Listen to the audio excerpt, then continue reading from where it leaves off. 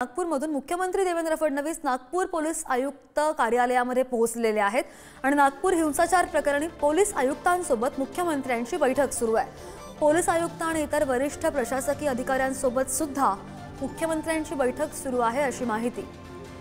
6 दिवसांपूर्वी नागपूरमध्ये जो हिंसाचार उसळला त्या संदर्भात आज मुख्यमंत्री नागपूरमध्ये गेलेले आहेत। पोलीस अधिकाऱ्यांशी चर्चा करणार आहेत, बैठक घेणार आहेत, वरिष्ठ प्रशासकीय अधिकाऱ्यांना सुद्धा भेटणार आहेत।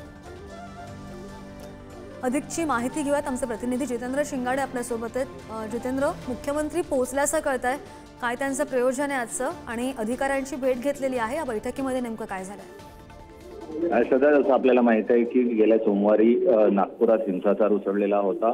पोलिसांवर दगडफेक, जाळपोळ हे प्रकरण झालं होतं। त्यानंतर काल पहिल्यांदा मुख्यमंत्री देवेंद्र फडणवीस नागपुरात पोहोचलेले आहेत आणि आज त्यांनी वरिष्ठ पोलीस अधिकाऱ्यांची आणि प्रशासकीय अधिकाऱ्यांची बैठक लावलेली आहे आणि या बैठकीसाठी नागपुरातील पोलीस भवन येथील पोलीस आयुक्त कार्यालयामध्ये मुख्यमंत्री देवेंद्र फडणवीस पोहोचलेले आहेत। यावेळी पोलीस आयुक्त रवींद्र कुमार सिंघल, अतिरिक्त आयुक्त, सहाय्यक आयुक्त, सगळे डीसीपी, त्यासोबतच जिल्हाधिकारी देखील उपस्थित आहेत आणि या जो झालेला हिंसाचार होता त्याच्याबद्दल पोलिसांनी काय तपास केलेला आहे, कुठल्या आरोपींना अटक केलेली आहे, सोबतच आता आणखी पुढे पोलिसांना काय करायला पाहिजे किंवा कशा प्रकारचे निर्देश देतात ते पाहणं महत्त्वाचं ठरणार आहे। त्यामुळे एकूणच नागपूरचा जो हिंसाचार झालेला होता त्याच्या पार्श्वभूमीवर 6 दिवस उलटून गेलेले आहेत आणि 6 दिवस झाले असूनही अनेक भागांमध्ये जे आहे ते कर्फ्यू अजूनही लागू आहे।